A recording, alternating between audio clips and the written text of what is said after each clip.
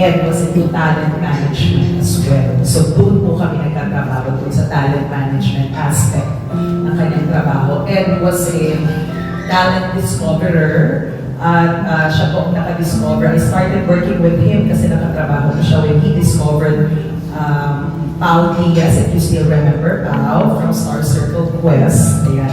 I think nasa SG na si Pao, right, Fernan? Yeah. So nandun na siya, happily married.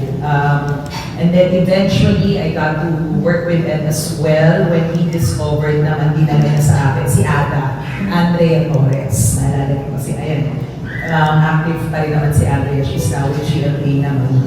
And eventually, yung kapatid ni Andrea, si AC Torres, pero hindi niya siya active sa showbiz ngayon.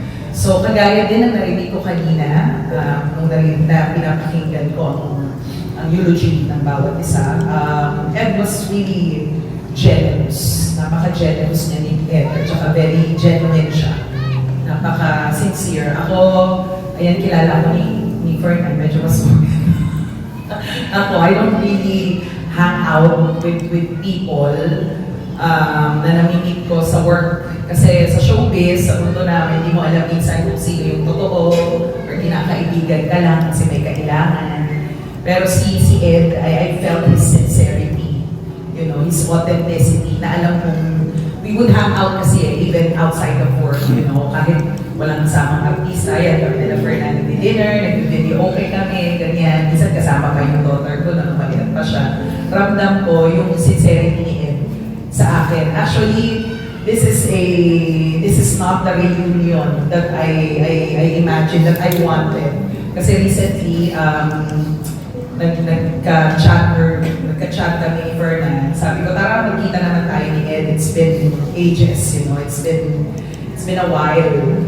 Tapos sabi ko, set up something. Tapos sabi ko, sabihan niyo lang ako. And ito na nga, ito na yung reunion namin ni Ed.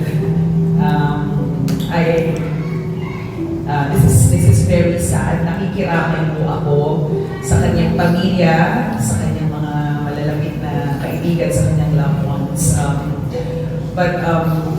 Kasi kami ni Ed, even after yung aming pagkatrabaho together, we kept in touch through social media, ganyan.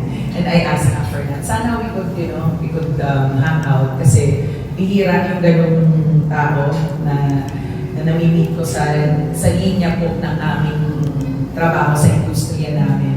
Yung even after na magkatrabaho kayo, nandun pa rin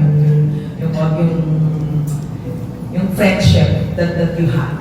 So, si Ed po, isa po siya sa mga naging kaibigan ko sa industriya ng show business. And I'm thankful and grateful kay Ed. Again, nakikiramay po ako sa kanyang pamilya at sa kanyang mga friends. Salamat.